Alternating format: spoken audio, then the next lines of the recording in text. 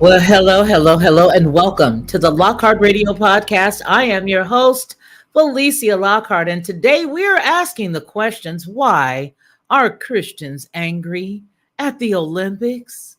What's really the problem? I don't get it. I just don't get it. And I've been trying to understand, and I guess you're probably wondering why it's hard for me to get it. Well, the stories that I've lined up for us this evening just might make it a little more understandable as to why I'm having a hard time getting it. I'm going to tell you why I don't get it. You want to know why? Want me to let you in on a little secret as to why I'm confused? I am confused because the Christian church has become every single thing that they showed. Felicia, that's not nice. How are you going to say that? Easily with this mouth and the evidence that I have to share with you and all these little bitty tabs that I've got spread across the screen. Yeah, I'm going to show you. And I want you guys to make sure that you hit the like button, subscribe if you are not a subscriber. If you get the chance to watch one of those commercials that pop in that YouTube so eloquently places, do that. That can help us out a lot. Then, if you also like to leave a super chat, you can do that, and those will be read first today. All right, guys, here we go. Let's get into the show. Here we go. Here we go. Hey, everyone, it's me, Felicia, of the Lockhart Perspective and Headlines with a Voice. I want to tell you a little secret. This is what I used to do because I don't do it anymore. I would go to the store, buy the barbecue sauce, pour it inside of a bowl, put a whole bunch of different spices, a dash of brown sugar, a dash of maple, and a dash of mustard, stir it all around, and everybody would be like, oh my gosh, this is the best, this is the best. But I was exhausted after all of that, and a lot of times I couldn't remember how many dashes of what I put in it. But I don't have to do that anymore because now I just go to Judge Joe Brown's website and I order his 3-pack of bottled barbecue sauce. It is by far the best, and I do mean the best barbecue sauce I've ever eaten. And when you go to his website and you order his 3-pack, you'll see exactly what I mean. Head on over to jjbbbbq.com and order Judge Joe Brown's barbecue sauce. You'll be glad you did, and you're going to tell me about it. I know you will. All right, so you see on the screen there, it says, be not deceived, and that's an excerpt of a scripture. Be not deceived, for God is not mocked. That which a man sows, that shall he also reap. The scripture is absolutely correct, and the caption is absolutely correct. You know what the problem is? The problem is that the church has been compromised and it has not lived up to what their values are. If you really honestly look at it for what it's worth, every single thing that's going on in the world is absolutely in the quote unquote Christian church. Oh, please save your apples. Save your apples. Don't be running past me doing a fruit buy, throwing your apples and your oranges and all of your other rotten fruit. Keep it, because I'm about to share with you exactly what this article has to say. And it comes from the christianpost.com. So let's just go on over there and look at it. Quote, be not deceived. Christians react to the drag Last Supper debauchery at Paris Olympic ceremony. Golden calf, Antichrist, sexual promiscuity, alarm viewers. All of it. It just made them all upset. Look at that. Everybody is angry. Everybody's, look at this. Just look at it. Just look at it. Let's take a gander, shall we? Because they removed the whole entire opening ceremony because all of their advertisers decided to pull out. But look at it. It's an array of all kinds of stuff going on. It reminds you exactly what happened in the book of Genesis. Oh, but I forgot. Most folks don't like the Old Testament. So I digress.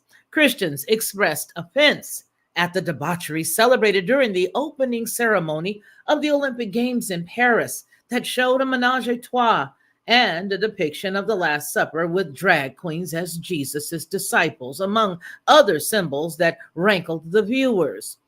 One performance at the ceremonies that caused significant offense on Friday afternoon was a depiction of Leonardo da Vinci's Last Supper that portrays Jesus' last meal with his disciples before his betrayal, arrest, and crucifixion. The song King played loudly as a lesbian wearing a crown was depicted as Jesus surrounded by men in drag. one of whom was a bearded man with long blonde hair, who later danced suggestively down the catwalk, much like a stripper would do. The catwalk was in front of the Last Supper table where a young girl stood near the men in drag. Now, you see it, I see it. There it is again. Now, this page here on Twitter is Tara Bull at Tara Bull 808.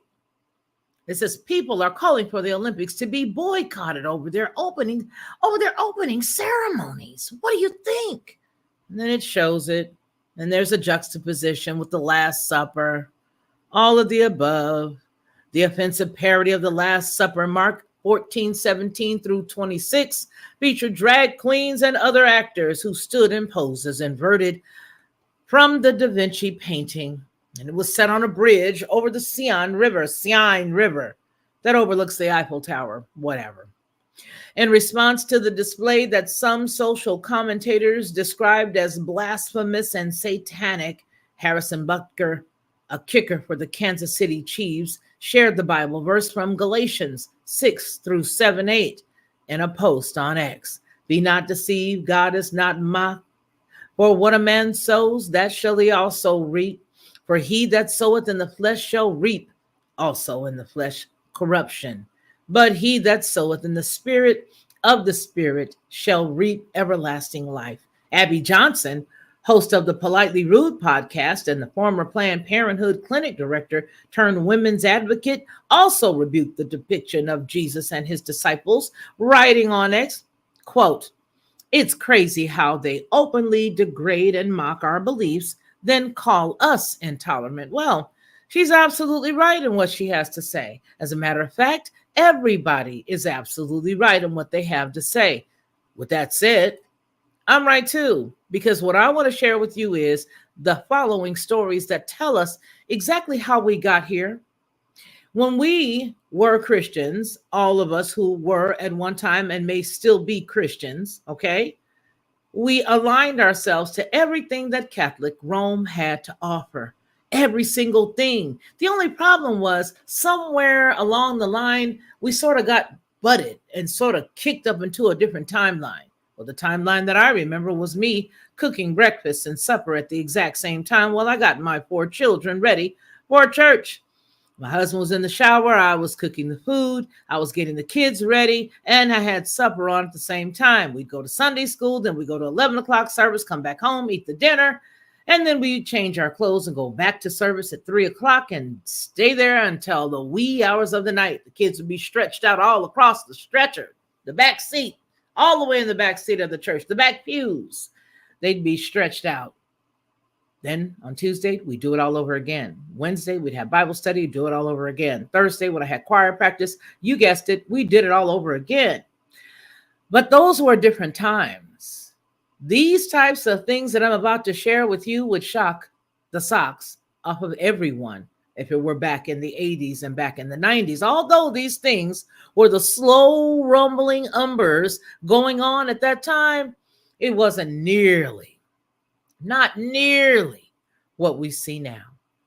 I want to invite everybody that's watching, before we get into the actual clips and everything else that we have to share today, please become a subscriber of the channel. Make sure that you hit the thumbs up because we're about to cook up some stuff.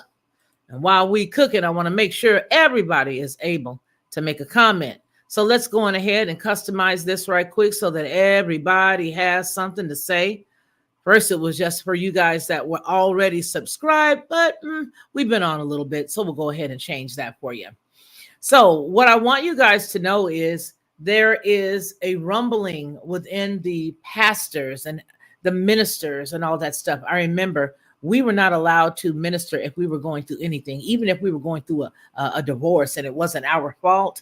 We were not allowed to minister at all. Our pastor used to make us have several seats. And it worked out because a lot of us, sort of understood that it just wasn't the type of place to be. There were pastors who in the past, and we're going to start with those slow stories. There were pastors in the past who would sleep with the parishioners in the church. Then you would hear about pastors in the church having relations with people that were just like them. These are the kinds of things that I am referencing. And these are the kinds of things that were going on at the Olympics in that opening. But see, I think the problem is people don't want stuff in their face. They would rather just imagine it, right? They would just rather imagine that these are the things that are going on, and they don't want anybody to tell them to be any wiser. They don't want nobody to tell them nothing. So let's get into this story right here, because it's a pastor out in Houston, just to show you that the immorality just does run deep. It runs very, very deep. There was a Houston pastor that just recently got ordered to pay $2.45 million. Yeah, 2.45. Here it is. Let's see if we can hear it. For the rest of your life. Attorney Sean Murphy is speaking for his pay $2.45 million to a woman that a jury found he gave herpes to. Tonight, that woman's lawyer is speaking only to our Devin Clark, who's live outside the courthouse where the judgment was granted just this morning. Devin. Keith, Daniela, that attorney we spoke to, says it was a 3-day trial with 6.5 hours of deliberations. And after that, a jury found Reverend Ralph D. West II liable and ordered that hefty judgment. Right, it can't fix it. She's got it for the rest of her life. Attorney Sean Murphy is speaking for his client, who a jury found contracted genital herpes from Reverend Ralph D. West II after meeting off Facebook. As seen here on the Church Without Walls website, he's listed as the Eldridge campus minister. The things that we look at for cases like these are essentially 4 things. Is the defendant infected, and how can we prove it? Did he know he was infected? And, how do we prove? Do we have evidence of that? Not only does Murphy say they were able to prove those facts, but also that West lied when asked about having herpes, and that he gave it to his client after they had unprotected sex in March of 2018. She got an outbreak 2 or 3 days later, went in and got tested, and from there able, through the medical records, able to identify that he was the source of it, in part because she hadn't been with anybody else. She had had a prior negative test. Murphy says subsequent conversations supported the claims. When she asks, where did this come from? His response was his son's mother. He adds there were also emails between West and his client, where she accuses him of knowing he had it, of giving it to her, and there's other allegations about that. So not only did she find out that he gave it to her, but she also had sent emails to this man, having conversations with him with regards to her now status of her health. And the guy just continued to, say, well, hey, this or that, or this is the person that I caught it from, or this is the issue that I had. Here is my point. This was a man that was involved with a woman that he met online.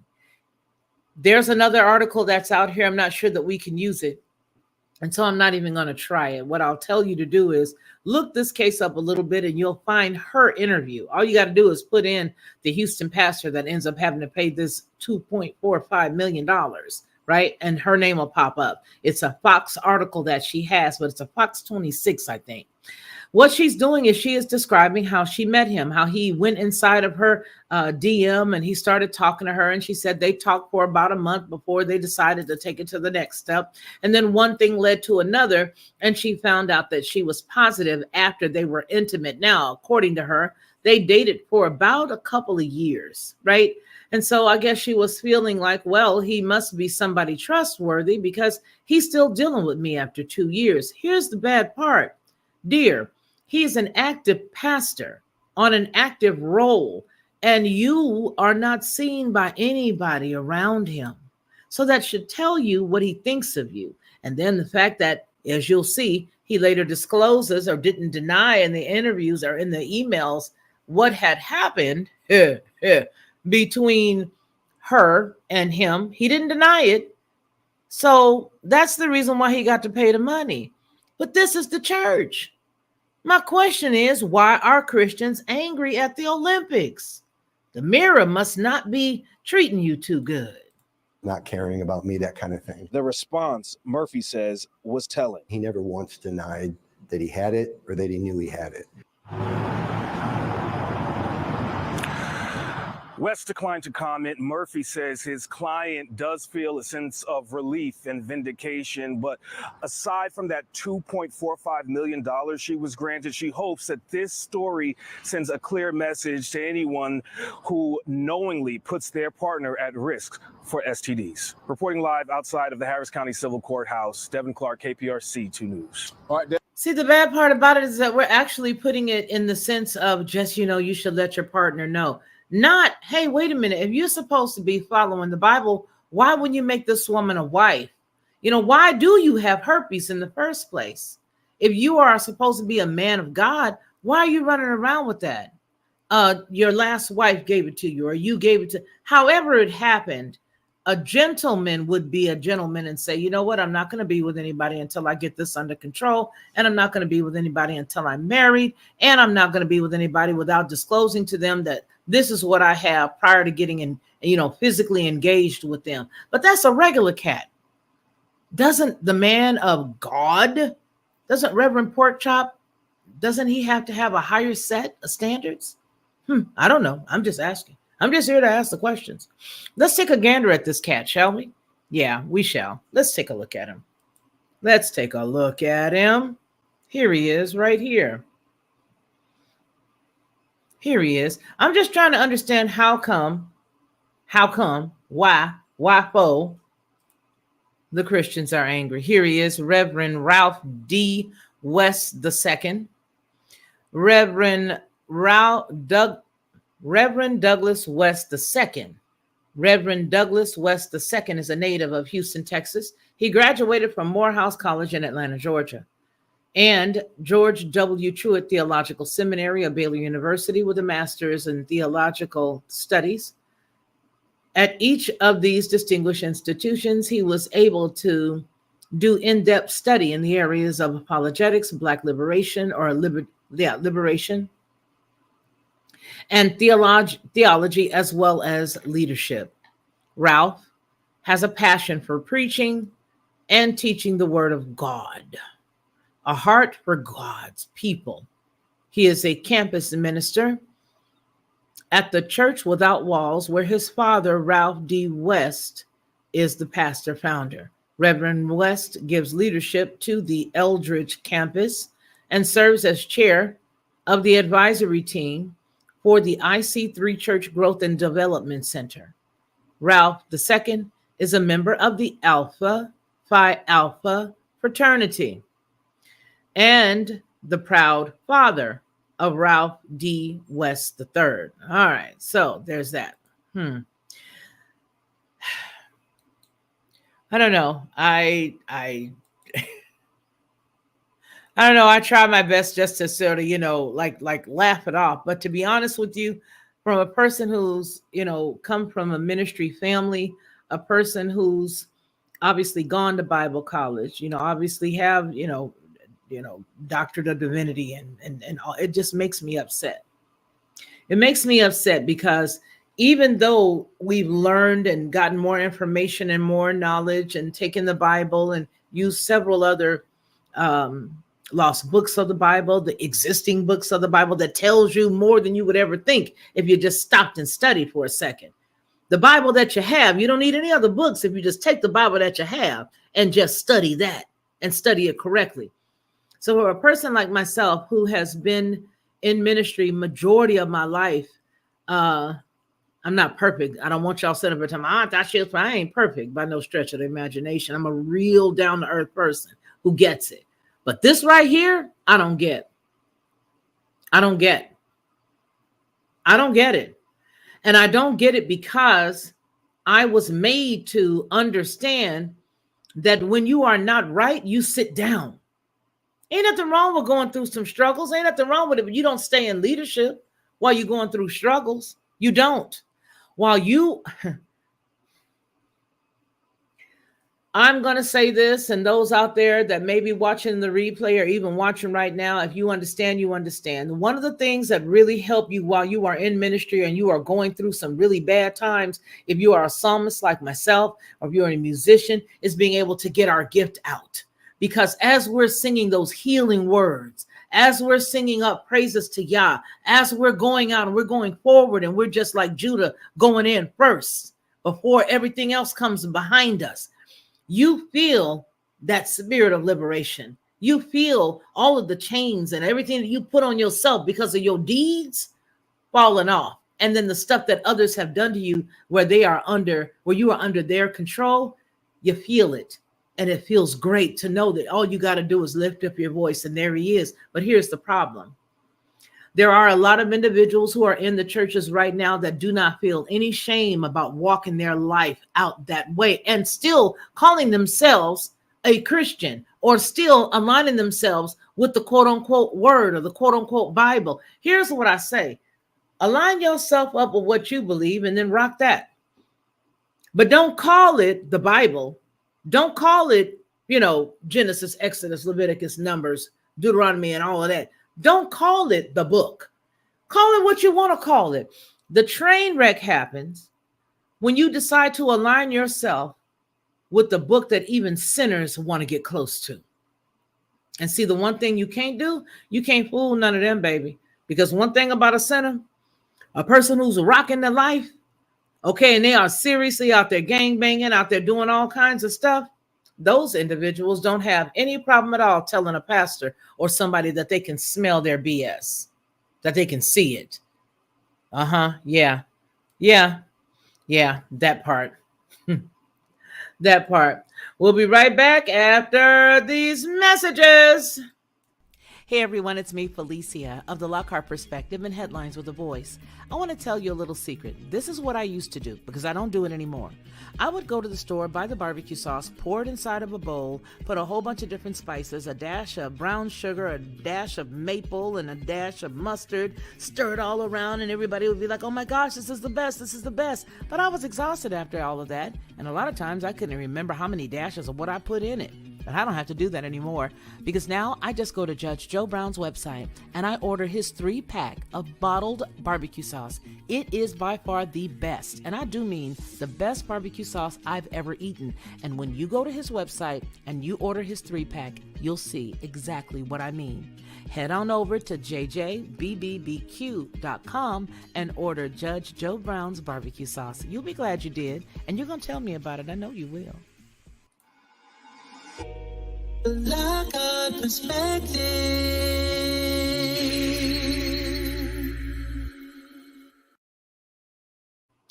Well, hello and welcome back. The next story that we're going to look at right now says, I was a pastor at a megachurch. Then someone asked me a question that turned my life upside down. Well, let's look and see what the question was. Today, we are looking at why the Christians are upset with the Olympics, so much so that the Olympic sponsors decided to pull their sponsorship. They removed their advertisement. I guess they thought everything was going to be okay. And I'm saying, hey, you know what? I don't know that they should be upset at all. I don't think any of the Christian people should be upset. And I do hope that this makes somebody scratch their head as to why I would even say that. Because what I believe will happen is it will provoke thought and it will make you sort of put the lines together to say, you know what, maybe she's got a point because, yeah, the church has become a place that I'm a little bit, sad to say I'm even a party to. So let's get into this article. It says, I was a pastor at a megachurch. Then someone asked me a question that turned my life upside down. The words coursed through my body looking for an answer. An answer I owed myself. Let's make this a little larger so you can see it. He said it was a question that he owed himself an answer. He stood just inside of my office. He pulled the door closed behind him. Quote, I need to ask you a question, he told me. It was 2015. I was a 44-year-old pastor. My desk was cluttered with set lists of upcoming church series. That weekend, I was to sing Beautiful Things by Michael Gungor, a song that I adored. I promised I could be new. It promised I could be new. There was nothing that I wanted more. Are you gay, Matt? Was the question. There it was. It surprised me. but I was strangely calm. It was a question I had been asked since college, a question I'd been haunted by since junior high. The words coursed through my body, looking for an answer I owed only myself, he says. I was sure his question also lingered in the mind of other colleagues and the community I'd built around myself, even if I had been married to a woman for 20 years. Quote, sure, he's gay, but he's doing God a solid by living like a straight man, avoiding the wide path that leads to eternal darkness. The article continues. Most knew it wasn't their business to ask, but he wanted to know. He had his reasons. A list of books I purchased from Amazon were visible on my profile. One of the church parishioners had seen it, and this information had gotten around.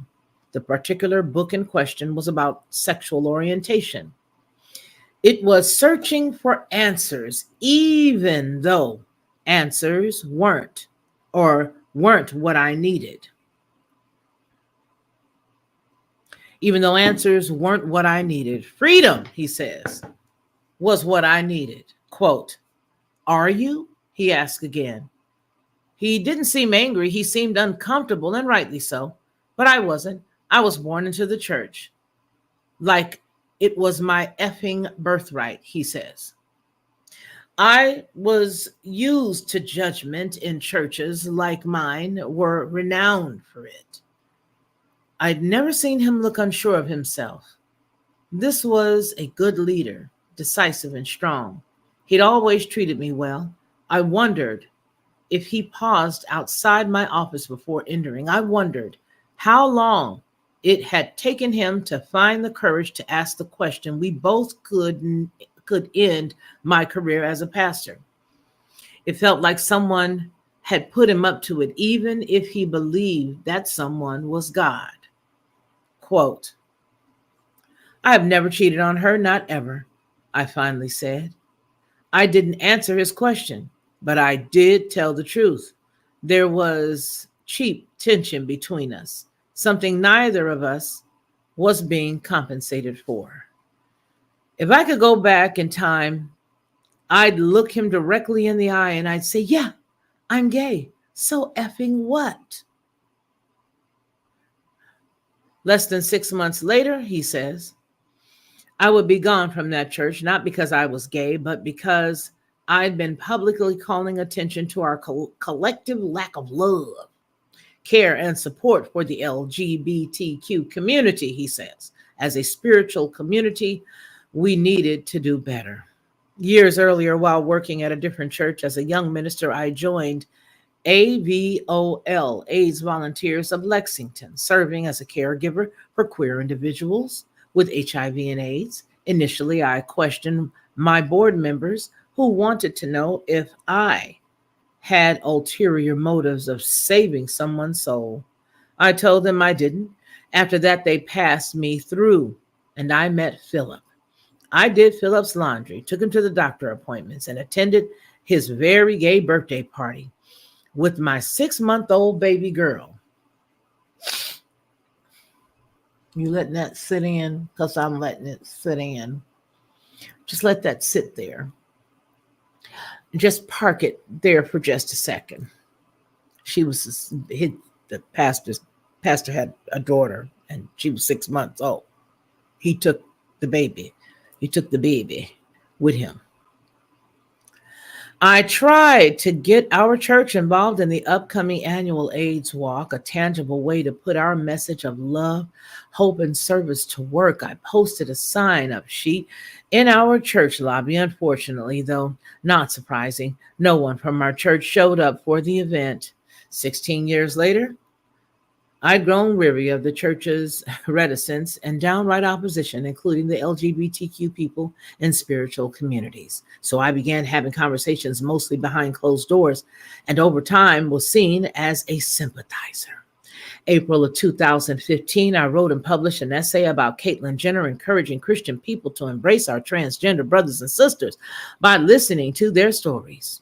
using their chosen pronouns and loving them in real ways. Within 48 hours, I received an email from leadership asking me to retract my public statements, which is when I knew it was time to go.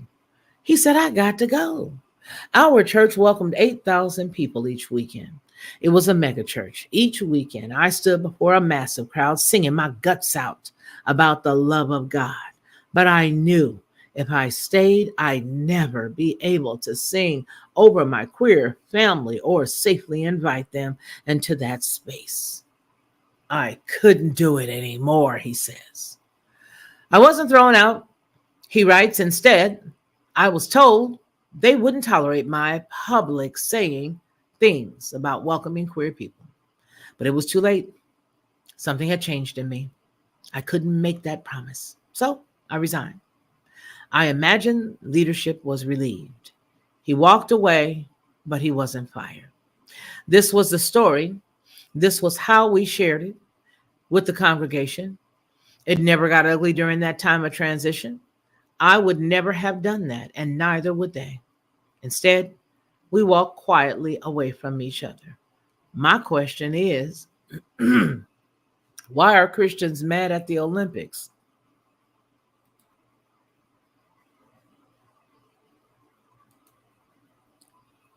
I'll hold. Nothing. It's okay. I got more. So the next story that we're going to look at brings us here to Myrtle Beach. Let's take a gander. Myrtle Beach. Pride Month, we're featuring the faces of those who appear in this year's Portraits of Pride. Tonight, a pastor who is working to open the minds of the faithful by being himself. WBC's Brandon Truitt with the story at the intersection of religion and identity. On any given day, you'll find Pastor Brandon Thomas Crowley in his office under a picture of Dr. Martin Luther King Jr., but his real work is done here. You've got to learn how to see your differences as what God wants to use. Behind the pulpit of Myrtle Baptist Church in Newton, the 37-year-old has come a long way from his childhood in Rome, Georgia, but he knew from the beginning he wanted to preach. I've always been very enamored by the Black church. I was raised in the Black church. The deacons and leaders of my home churches were like superheroes to me, and I looked up to them. They were my Michael Jordans. But there's an added layer to this story. Crowley is gay, and he says he always has been. When I would preach on the front porch, I would often do so in my grandmother's high heels. Crowley navigated a career of ministry cloaked in one of the most contentious cultural debates of our time, homosexuality at the intersection of religion. He ran into resistance from the beginning. I remember one time there were kids outside that were throwing rocks at me and laughing at me because I was on the front porch preaching with a robe on, with my grandmother's high heels and a stiff rag that she used for washing dishes. And I ran in the house and I was crying with my Bible, and she looked at me and she turned me about face and she said, "You go back out there and you continue preaching." His family affirming from the start. Identities, be it sexual or religious, can be hard to balance for many in the LGBTQ community. It seems impossible for some. Crowley says it's not always been smooth sailing, but he's been confident he was not the problem. I have always known that I was queerfully and wonderfully made. The queering that I do in churches is not bringing churches into the world or bringing the world into churches. It's actually drawing churches closer to the original message of Christ, which is about love and acceptance. Crowley went to Morehouse Harvard Divinity School and finished with a doctorate from Boston University. He became pastor of the historic Myrtle Baptist Church in 2009. Years later, he would be guest preaching at another Boston church where he would meet Tyrone Sutton. Years later, they would marry. I'm proud of the work that he's been able to do, and I encourage him so much because it means so much for musicians like myself. Sutton is successful in his own right. The assistant principal at the Boston Arts Academy, plays organ. I'm asking this question. I have to pause in this because this is an actual 4-minute audio recording, I should say. My question is still remaining. Why are quote unquote Christians, according to the article, angry? Why are they angry at the Olympics? Let me share this with you. I'm going to let this play, and then I want to give you my commentary so that you understand exactly where I'm headed.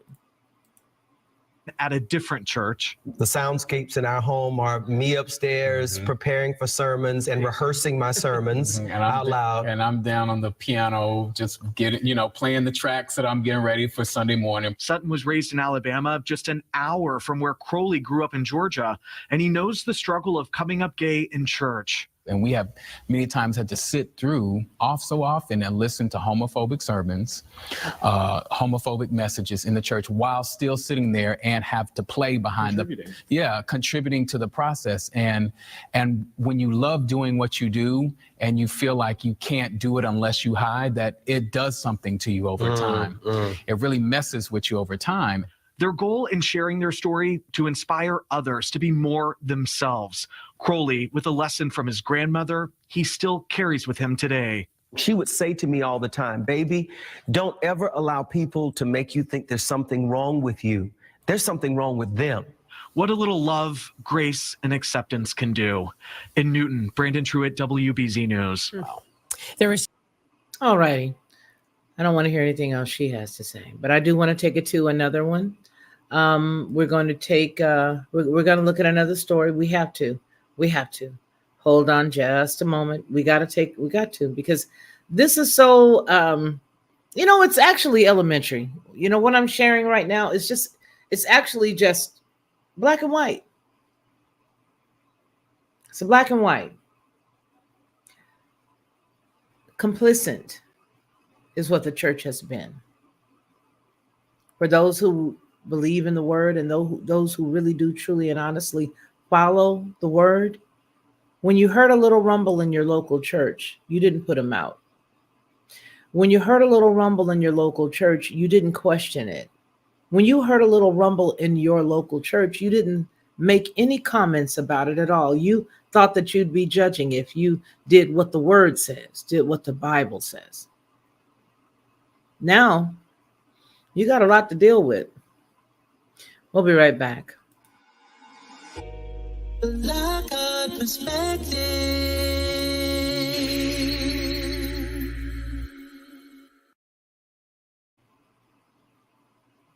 Now, what we're looking at on the screen right now is accusations against a youth pastor. And the question is, why are Christians angry at the Olympics?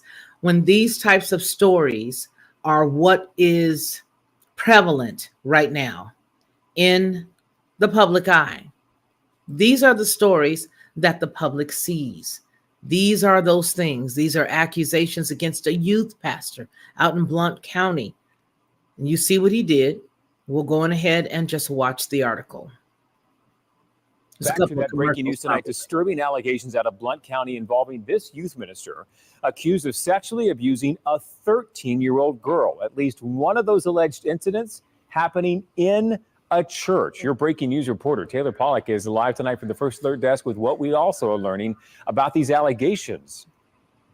It's really hard to read those court records that describe the multiple counts of sexual exploitation that Terry Murphy is facing, including counts of rape and sodomy. It also shows that Murphy is accused of assaulting the girl at his house, at the victim's home, and even at church. Now, Murphy is accused of forcing the girl as well to send him nude photographs through Snapchat. And these court records also say that he threatened to kill himself as well as his wife at the time if the victim did not comply. The case has shocked even Blount County district attorneys, and they're urging any other victims to come forward. They're being preyed upon. A 39-year-old man has no reason, there's no explanation for him engaging in sexual discussions, sending photographs, shouldn't be touching these girls. It's not your fault. And say something. We can get you help. Your local authorities can help get you some help and get you away from a situation. Murphy is currently being held in the Blount County Jail. A DA is using Anaya's law to ask a judge to withhold bond at this time. As they should. They should withhold bond at this time. They really should. So here is the thing. I'm going to bring it all down as we get ready to close this topic up. It might not be you, but there are a lot of people who are Christians. They vote for individuals who do the vilest of things. And before I move past that, let me stop the big mouth, the gaslighter, where everybody got something going on. You can't be perfect. Ain't nobody perfect. You know exactly what I mean. Don't even sit here and try to play no games, because I'm not talking about what other people believe. I'm talking about you and what you believe. If you go to a job and they give you a handbook and they tell you what you must do in order for you to keep this job, and if you don't go according to that handbook, you can be let go without any warning, without a write-up. Guess what? For the most part, you are going to toe that line. And if you step outside the line, they write you up 1, 2, 3 times, and then you're out. And you don't have a problem with towing that line and walking that line, because you don't feel like looking for another job. This is the job that you always wanted. All you have to do is follow their rules, follow what they say, and you are good to go. That's all you got to do. And you can get a pension. You can get your 401k. You can relax. You can pay your note on your house. But you know what? You will toe that line 110% of the way. You'll even deal with a couple of people at the job you cannot stand. You'll just learn how to hi and bye them and go onto your desk and do your gig. But you can't seem to do that when it comes to looking at the reality of why people look at the church as an easy mark. You seem to have a problem with what they show you in their mirror. This is you in their mirror. What you just seen is what you're reflecting, baby. Not me. I'm not that person. Not all of us is the same. You may not be. My question to you is, since you can see that that's not you, but you know, if you go all the way back to Caligula Caesar, because whether people want to believe it or not, Catholicism is Christianity. It's got a start date. It's got some founders. It's got Constantine. It's got a whole bunch of stuff. You got the Reformation. Don't get into it with me with the history of the church. What I'm trying to tell you is what you have aligned yourself with, instead of just having a personal relationship between you and your Creator, the Father. You have aligned yourself with something that's always behaved this way. But now there is no shame. Now the blinders are off. Now they can live the way they want. Don't get mad, get right. Don't get angry at me. Look it up. Figure it out. Because every single thing that was represented on that stage at the Olympics is exactly what's happening right now within that body called ecclesia. Except one important thing. The bride ain't nothing like what you see. The bride has purity. The bride is purity. The bride is waiting, and the bride belongs to the Creator. Just like Yasharal is not a place, Israel is a group of people. What I say to you is, figure out what house you belong in. Figure out where you are supposed to be by diligently seeking the Creator. Because what was going on there at the Olympics is exactly what they see. Why? Because that's not a lie. What you just got through seeing was absolutely what it is. So if you don't like what the view is, you got to flip that thing and make sure that you're on the right team. Make sure that you are living in according to what he says, not what's allowed, because everything, and I don't really care too much about Paul.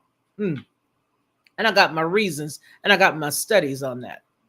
And I've already posted it on the Lockhart Perspective with strong argument. And what I like about being an orator is that you can definitely have a strong argument as long as you come back with your argument being respectful as to why you counter what I'm saying. We can talk all day long. I don't have a problem with that at all. But what I won't do is I will not pretend like what was on that screen, as much as it choked me up when I first saw it. I said, whoa, wait a minute.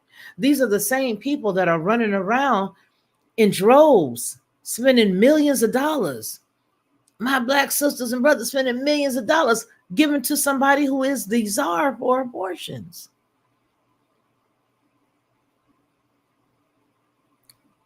Selah. Selah. This is what you're doing. You're down for everything. Now you want to clutch your invisible pearls. You're down for it all. You stand up for all of that. Everything that goes against what he says. And yeah, this is on Headlines with a Voice. It ain't on the Lockhart Perspective, because the masses need to hear this. You are upset because of what they did. You're downright angry. Bless your heart, like they say down here down south. Bless your heart. Why are you angry? Why are you mad? What you are a part of is a part of the beast system, because it has a beginning date. It is not what you think it is. And if you disagree with me, I respect you. What I would ask you to do is show me biblically where I'm wrong. I want to thank each and every one of you guys for hanging out with me as we delve into why are Christians angry at the Olympics. Take care of yourselves and make sure that you turn around then and take care of somebody else. But until I see you again, truly, truly, truly, baby, you really are my friend. So when I see you and I ask you, how my friend doing, you better let me know, because my friend is you. Take care. Hey everyone, it's me, Felicia, of the Lockhart Perspective and Headlines with a Voice. I want to tell you a little secret. This is what I used to do, because I don't do it anymore. I would go to the store, buy the barbecue sauce, pour it inside of a bowl, put a whole bunch of different spices, a dash of brown sugar, a dash of maple, and a dash of mustard, stir it all around, and everybody would be like, oh my gosh, this is the best, this is the best. But I was exhausted after all of that, and a lot of times I couldn't remember how many dashes of what I put in it. But I don't have to do that anymore, because now I just go to Judge Joe Brown's website and I order his 3-pack of bottled barbecue sauce. It is by far the best, and I do mean the best barbecue sauce I've ever eaten.